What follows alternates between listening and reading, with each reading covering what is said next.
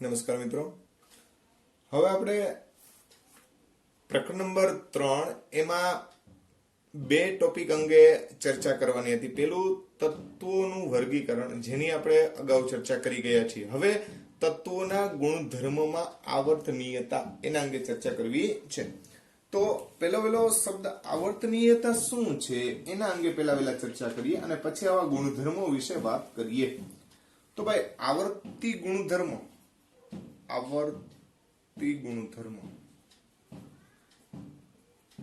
કોને ગણો? તો કે તત્વના કેટલાક ગુણધર્મો એ સીધી અથવા આડકતરી રીતે ઇલેક્ટ્રોન રચનાના આધારે તત્વોના કેટલાક ગુણધર્મો કે જે સીધી કે આડકતરી રીતે કાં તો ડાયરેક્ટલી અથવા ઇનડાયરેક્ટલી જેને કહીએ, બરાબર છે, સીધી અથવા આડકતરી રીતે તત્વોની ઇલેક્ટ્રોન રચનાના આધારે આવર્ત કોષ્ટકમાં ડાબીથી જમણી બાજુ અથવા ઉપરથી નીચે તરફ જતા સતત બદલાતા હોય તેવા ગુણધર્મને શું કહેવામાં આવે? તો કે ભાઈ, આવર્તી ગુણધર્મ કહેવામાં આવે છે. તો મિત્રો, તમે આવર્તી ગુણધર્મોની અંદર તમે એવું શીખી ગયા છો કે ભાઈ પરમાણુ ત્રિજ્યા, આયનીય ત્રિજ્યા, આયનીકરણ એન્થાલ્પી, ઇલેક્ટ્રોન પ્રાપ્તિ એન્થાલ્પી, બરાબર છે, પછી વિદ્યુત ઋણતા, ધાતુપણું, અધાતુપણું. તો આ તમામ ગુણધર્મ એવા છે કે જે ડાબીથી જમણી બાજુ અથવા ઉપરથી નીચે, ઊંધું પણ બોલી શકો, નીચેથી ઉપર ચાલે, જમણી બાજુથી ડાબી બાજુ ચાલે. પરમાણુ ક્રમાંક બદલવાની સાથે સાથે ઇલેક્ટ્રોન રચનામાં પણ ફેરફાર થાય. એટલે આપણે હાલનું આધુનિક આવર્ત કોષ્ટક જે છે ને, ઇલેક્ટ્રોન રચના ઉપર આધારિત છે. એટલે ઇલેક્ટ્રોન રચનાના આધારે આ બધા ગુણધર્મોમાં સતત ફેરફાર થતો હોય, બરાબર છે.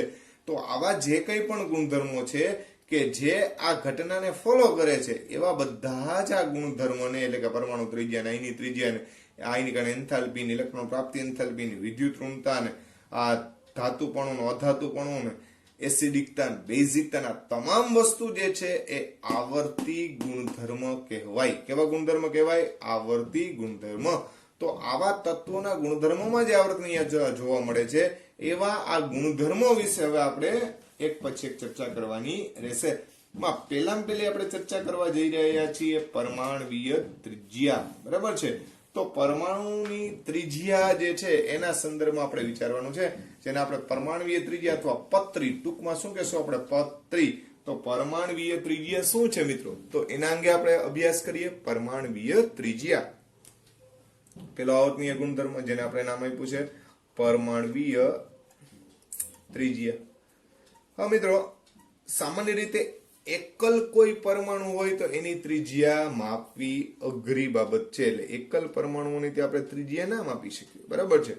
પણ સામાન્ય રીતે જ્યારે એ બે ઘટક પરમાણુ જોડાયેલા હોય ત્યારે એક્સરે ની મદદથી, એક્સરે, બરાબર છે, એટલે ક્ષ કિરણ વર્ણપટ જેને કહેવાય, ક્ષ કિરણ વર્ણપટ, બરાબર, એમની મદદથી આપણે એનો એક્સરે લઈ અને બે કેન્દ્રો વચ્ચેનું અંતર નક્કી કરવામાં આવે. વાસ્તવમાં આ એક ઘટક છે, આ બીજો ઘટક છે, એ બંનેના કેન્દ્ર જે છે એના વચ્ચેનું અંતર માપવામાં આવે અને આ જે અંતર છે એનાથી અડધું અંતર કરીએ એટલે 1/2 કરીએ તો આ બંને અંતર વચ્ચેનું જે અડધું અંતર જે છે એને આપણે સામાન્ય રીતે ત્રિજ્યા તરીકે વર્ણવીએ છીએ. કેમ કે તમે જાણો છો એ પ્રમાણે કે કેન્દ્રથી ઇલેક્ટ્રોન જે છે એકદમ ચોક્કસ અંતરે ભ્રમણ કરતો ન હોય, પણ વેવ મિકેનિક્સની જેમ એ આ તરંગ સ્વરૂપે ગતિ કરતો હોય, બરાબર છે. એટલે અહીંથી એનું ફિક્સ અંતર ન હોય મિત્રો, ખ્યાલ આવે છે?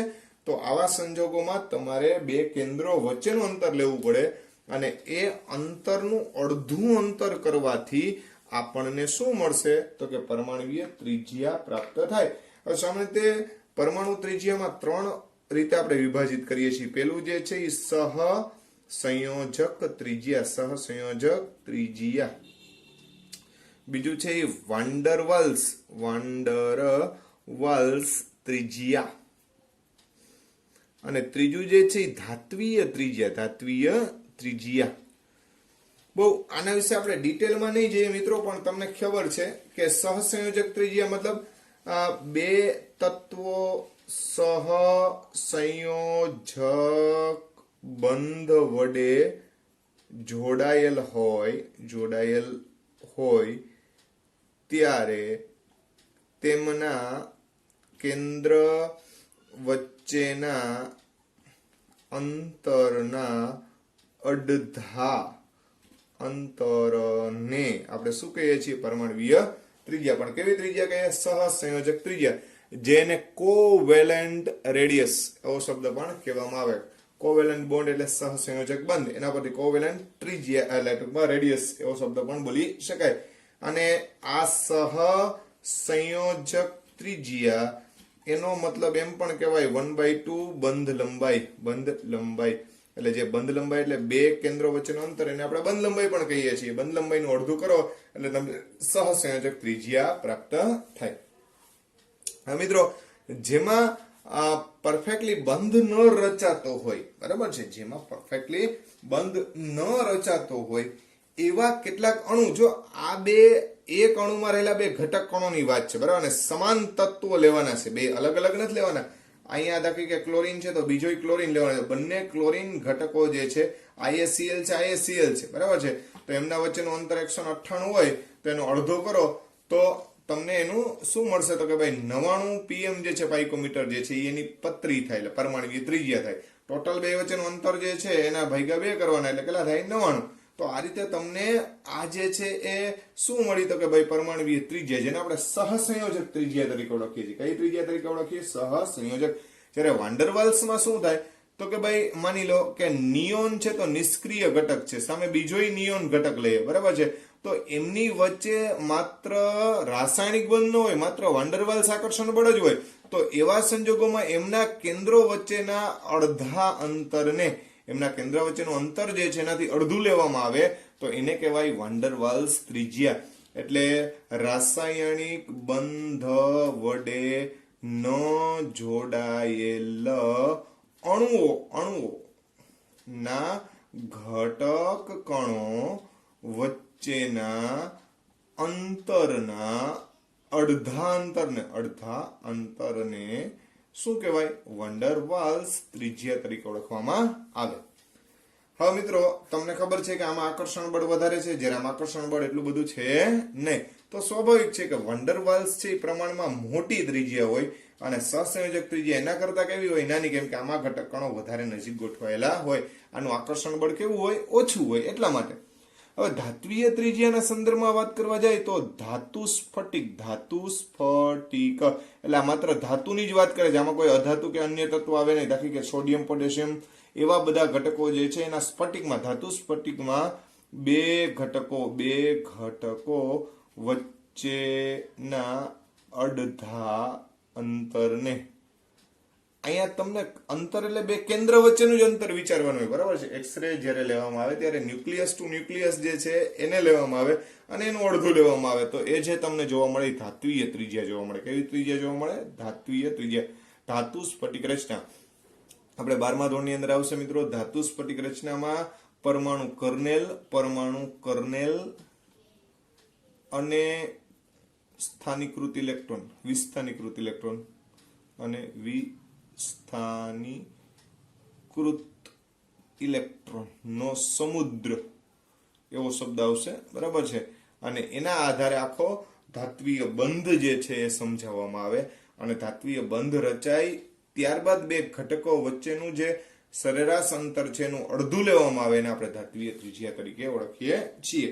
એટલે ખરેખર તો આપણે એવું વિચારી શકીએ કે ધાતુમાં બનતી ત્રિજ્યા એટલે ધાત્વીય ત્રિજ્યા, સહસંયોજક સંયોજનમાં બનતી ત્રિજ્યા એટલે સહસંયોજક ત્રિજ્યા. હા, એમાં આયનીય સંયોજનમાં બનતી ત્રિજ્યા આયનીય ત્રિજ્યાના સંદર્ભમાં વિચારશું, બરાબર. પણ અત્યારે પરમાણુ ત્રિજ્યાની વાત કરીએ છીએ એટલે આપણે આમાં 3 પ્રકારની કીધી: સહસંયોજક, વાન ડર વાલ્સ અને ધાત્વીય ત્રિજ્યા. મિત્રો, સામાન્ય રીતે નિષ્ક્રિય વાયુ જે છે, નિષ્ક્રિય વાયુઓ, તેમાં માત્ર વાન ડર વાલ્સ ત્રિજ્યા જોવા મળે. કઈ ત્રિજ્યા જોવા મળે? વાન ડર વાલ્સ, બરાબર.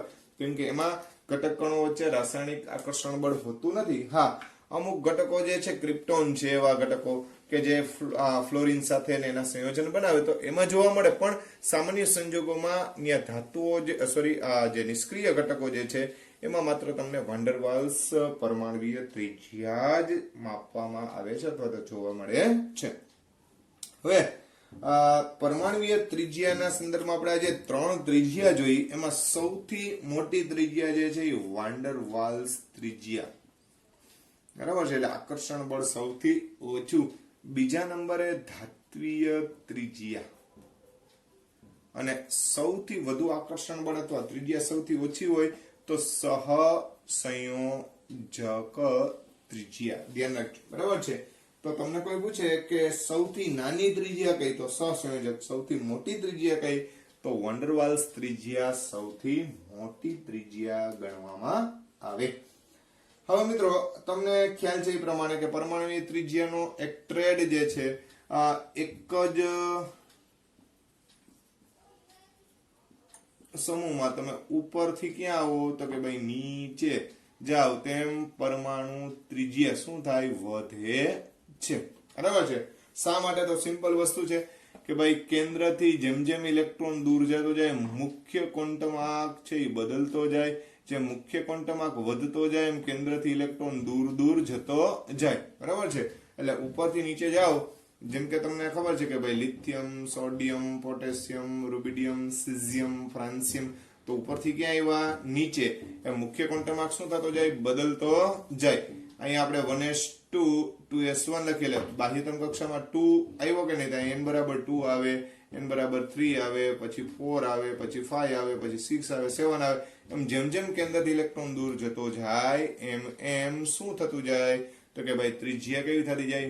મોટી થતી જાય. બીજી વાત તમે વિચારો મિત્રો, તો અહીંયા આ સ્ક્રીનિંગ ઇફેક્ટ પણ વધતી જાય. સ્ક્રીનિંગ ઇફેક્ટ આ સ્ક્રીનિંગ ઇફેક્ટ એનો મતલબ થાય આચ્છાદન, અથવા તો જેને કહીએ કે જેમ પૂર્ણ કક્ષકો વધતી જાય, આ કક્ષા પૂર્ણ થઈ જાય, પછી આ કક્ષા પૂર્ણ થઈ જાય, પછી આ કક્ષા પૂર્ણ થઈ જાય, એમ એ આ કેન્દ્રનો ધન વીજભાર જે છે ની અસરકારકતા ઘટાડી દે, બરાબર છે. એટલે જેટલું આકર્ષણ બળ અહીંયા લાગતું હોય એટલું આના દ્વારા આના ઉપર ન લાગે, એટલું આના ઉપર ન લાગે. એનું કારણ છે કે આ ઇલેક્ટ્રોન જે છે એ રિપલ્સન એટલે અપાકર્ષણ બળની માત્રા વધી જાય, જેથી કરી અને કેન્દ્ર ઇલેક્ટ્રોન પ્રત્યેનું આકર્ષણ ઘટી જાય, જેને આપણે સ્ક્રીનિંગ ઇફેક્ટ કહીએ છીએ. કેવી ઇફેક્ટ કહીએ છીએ? Screening effect. આવા સંજોગોમાં એક જ સમૂહમાં ઉપરથી નીચે તરફ જતા પરમાણુ ત્રિજ્યા શું થાય? વધે છે, બરાબર છે. જ્યારે આવર્તની જો ચર્ચા કરવામાં, આવર્ત માટે જો વિચારવામાં આવે તો સામાન્ય રીતે ડાબી બાજુથી જમણી બાજુ તરફ જતા, એટલે આવર્ત કોષ્ટકમાં આ ડાબી બાજુ, આ જમણી બાજુ, એટલે જમણી બાજુ તમે જેમ જતા જશો એમ શું થાય? તો કે પત્રી એટલે પરમાણુ ત્રિજ્યા ઘટે છે. સામાન્ય રીતે ભાઈ શબ્દ લખ્યો છે, બરાબર છે. પછી કેટલાક અપવાદ પણ એમાં જોવા મળે, જેમ કે હમણાં જોઈએ આપણે. તો સામાન્ય રીતે તમે જોવા જાવ તો lithium, beryllium, boron, carbon, nitrogen, oxygen, fluorine અને નિયોન, આમ જાવ એમ ત્રિજ્યામાં શું થવો જોઈએ ભાઈ?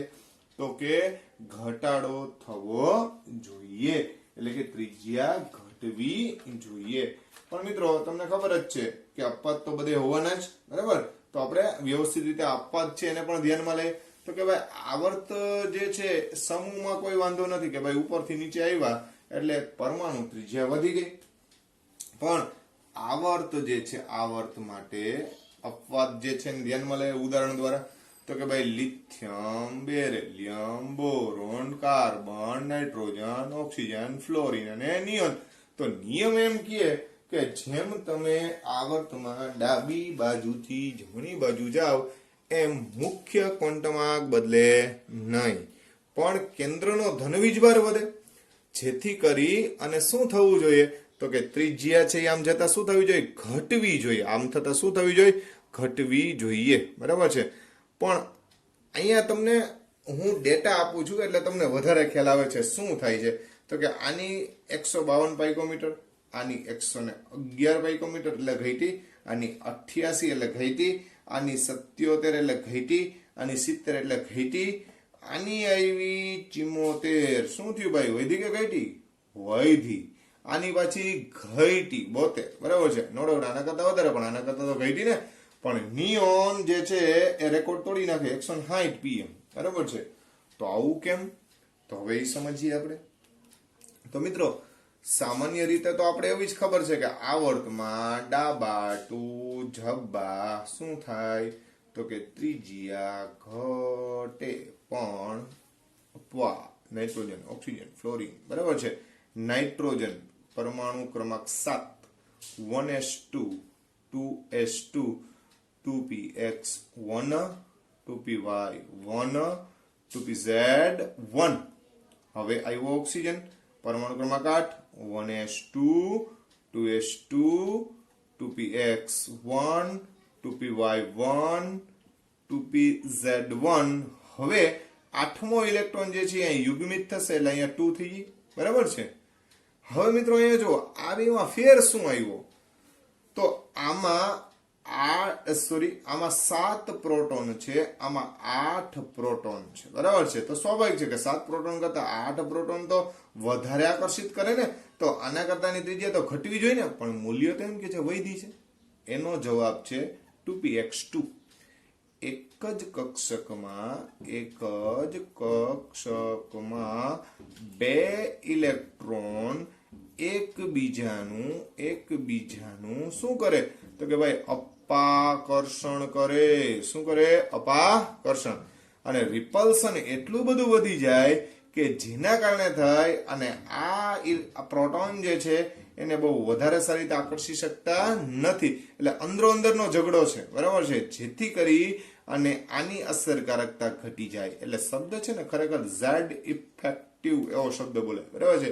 ઝેડ ઇફેક્ટિવ છે એ ઘટી જાય. તો સ્વાભાવિક વસ્તુ છે કે જેમ આકર્ષણ ઓછું એમ ત્રિજ્યા વધી જાય. એટલે નાઇટ્રોજન કરતા ઓક્સિજનમાં આ રૂલ જે છે એ ધ્યાનમાં રાખવો પડે.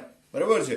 હવે ફ્લોરિનમાં ફરીથી વાત આવી તો ફ્લોરિનનો પરમાણુ એમાં પ્રોટોન જે છે 9 પ્રોટોન થઈ ગયા. બરાબર છે.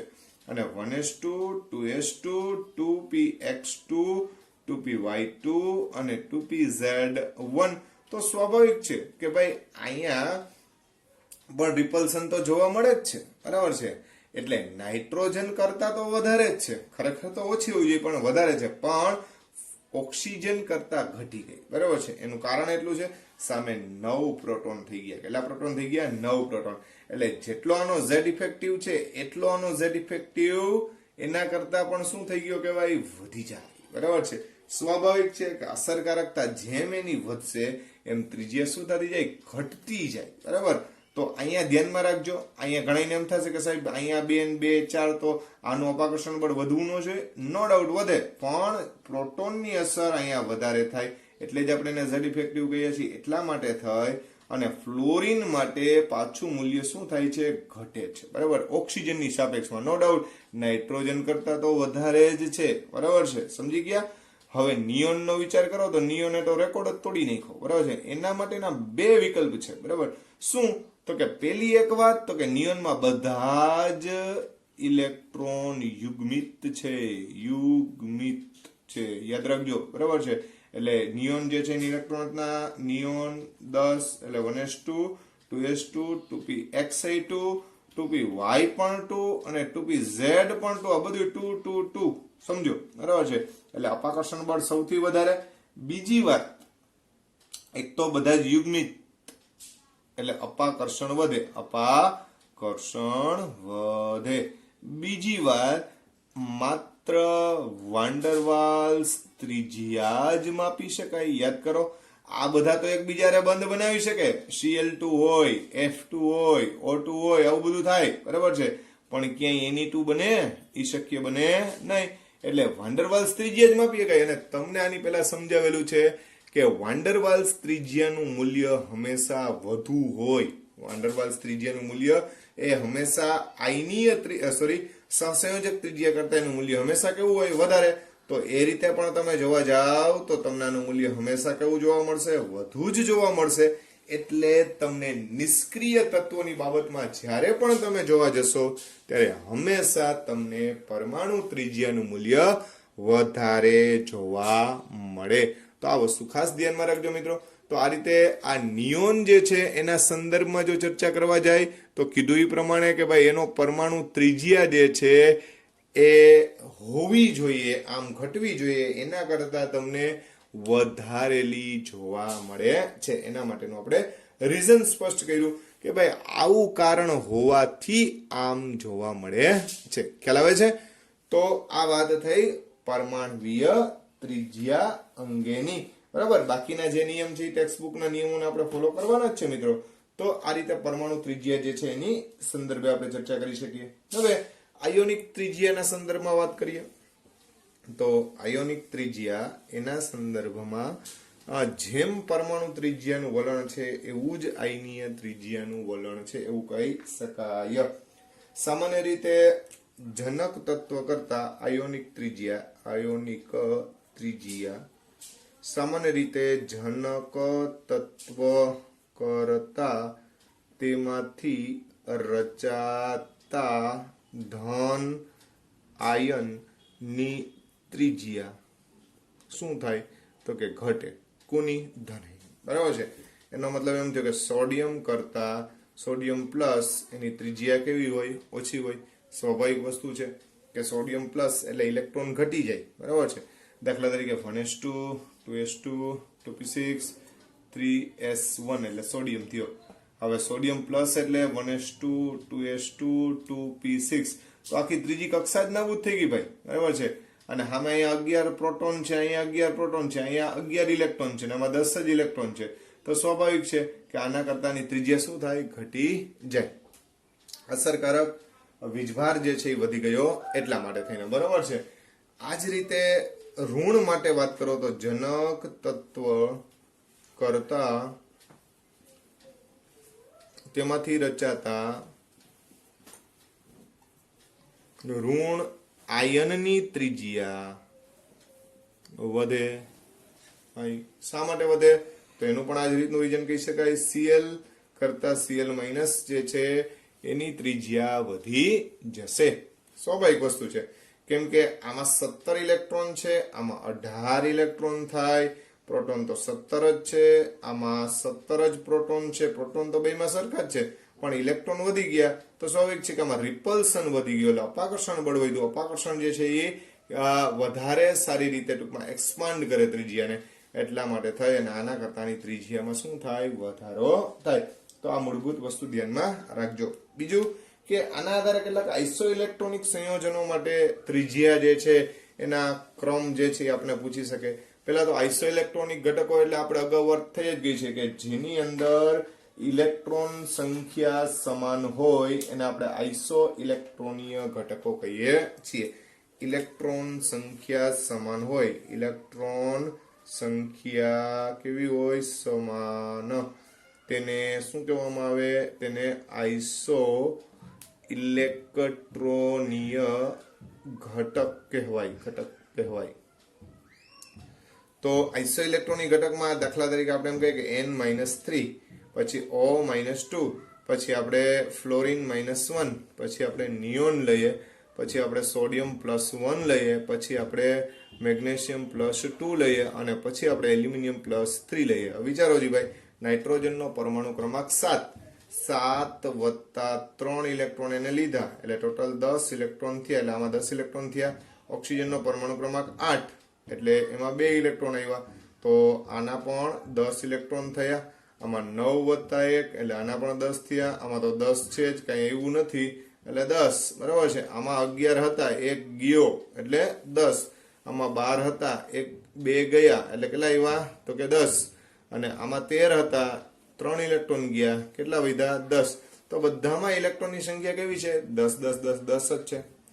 હવે એની આપણે ત્રિજ્યા જે છે આયનીય ત્રિજ્યાનો ક્રમ જોવો છે તો સ્વાભાવિક છે મિત્રો અહીંયા તમે જેટલા ઇલેક્ટ્રોન હોવા જોઈએ એટલા જ પ્રોટોન હોય બરાબર છે હા આયન બને એટલે ઇલેક્ટ્રોનની સંખ્યા બીજી બાર જેટલી કા વધે ને કા શું થાય ઘટે તો આ પ્રોટોનની સંખ્યા થઈ તો સ્વાભાવિક વસ્તુ છે કે અહીંયા પ્રોટોન 7 જ છે ને ઇલેક્ટ્રોન સૌથી વધારે 10 છે તો અપાકર્ષણ બળ સૌથી વધારે આનું હશે અહીંયા ઊંધું છે 13 પ્રોટોન છે અને 10 જ ઇલેક્ટ્રોન છે તો સ્વાભાવિક છે કે કેન્દ્રીય ધનવીજભાર અહીંયા સૌથી વધારે થાય એટલે સૌથી ઓછી ત્રિજ્યા કોની થાય Al+3 Al+3 સૌથી ઓછી ત્રિજ્યા ધરાવે એના કરતા વધારે Mg+2 એના કરતા વધારે સોડિયમ +1 એના કરતા વધારે નિયોન એના કરતા વધારે ફ્લોરિન -1 એના કરતા વધારે ઓક્સિજન -2 એના કરતા વધારે N-3 એનો મતલબ એમ થયો કે N-3 ની ત્રિજ્યા સૌથી વધારે થાય આ આઇસો ઇલેક્ટ્રોનીય ઘટકો માટે